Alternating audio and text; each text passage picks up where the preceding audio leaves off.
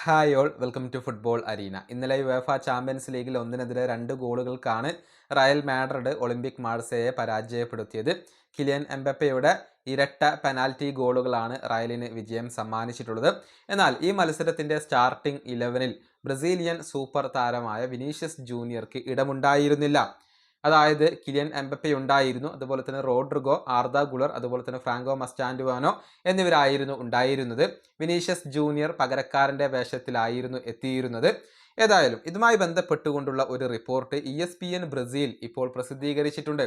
അതായത് വിനീഷ്യസ് ജൂനിയറിൽ ഇപ്പോൾ സാബി അലോൺസോക്ക് വലിയ ഒരു വിശ്വാസമൊന്നും ഇല്ല എന്നാണ് ഇവർ റിപ്പോർട്ട് ചെയ്തിട്ടുള്ളത്.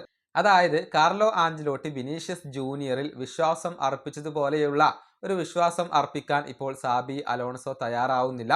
മറിച്ച് മറ്റു താരങ്ങളെ കൂടുതൽ പരീക്ഷിക്കാനാണ് അദ്ദേഹം ഇപ്പോൾ ഉദ്ദേശിക്കുന്നത് എന്നാണ് ESPN ബ്രസീൽ റിപ്പോർട്ട് ചെയ്തിട്ടുള്ളത്. ഇത് വിനീഷ്യസ് ജൂനിയറിന്റെ ക്യാമ്പിനകത്ത് തന്നെ ചർച്ചാ വിഷയമായിട്ടുണ്ട്. വിനീഷ്യസിന്റെ ക്യാമ്പിലെ ചിലർ ഇത്തരത്തിലുള്ള ഒരു അഭിപ്രായ പ്രകടനം നടത്തിയിട്ടുണ്ട്. സാബി അലോൺസോ വലിയ ഒരു പ്രാധാന്യമൊന്നും വിനീഷ്യസ് ജൂനിയർക്ക് നൽകുന്നില്ല എന്ന ഒരു തോന്നൽ വിനീഷ്യസിന്റെ ക്യാമ്പിൽ തന്നെ ഉള്ള ചിലർക്ക് ഉണ്ടായിട്ടുണ്ട്. അതുകൊണ്ട് തന്നെ കോൺട്രാക്റ്റ് പുതുക്കുന്ന കാര്യം ഇപ്പോൾ സംശയത്തിലാണ്. അതായത് കോൺട്രാക്റ്റ് പുതുക്കുന്നതുമായി ബന്ധപ്പെട്ടുകൊണ്ടുള്ള ചർച്ചകൾ നേരത്തെ നടന്നിരുന്നു. പക്ഷേ അക്കാര്യത്തിൽ ഇപ്പോൾ പുരോഗതിയില്ല.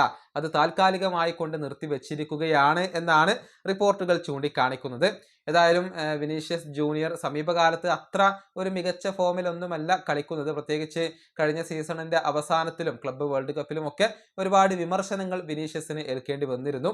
ഏതായാലും തൻ്റെ ആ ഒരു പൂർണ്ണ മികവിലേക്ക് എത്തേണ്ടത് വിനീഷ്യസിനെ സംബന്ധിച്ചിടത്തോളം ഇപ്പോൾ അത്യാവശ്യമായ സമയമാണ്. ഈ വീഡിയോ അവസാനിപ്പിക്കുന്നു. അടുത്തൊരു വീണ്ടും കാണാം.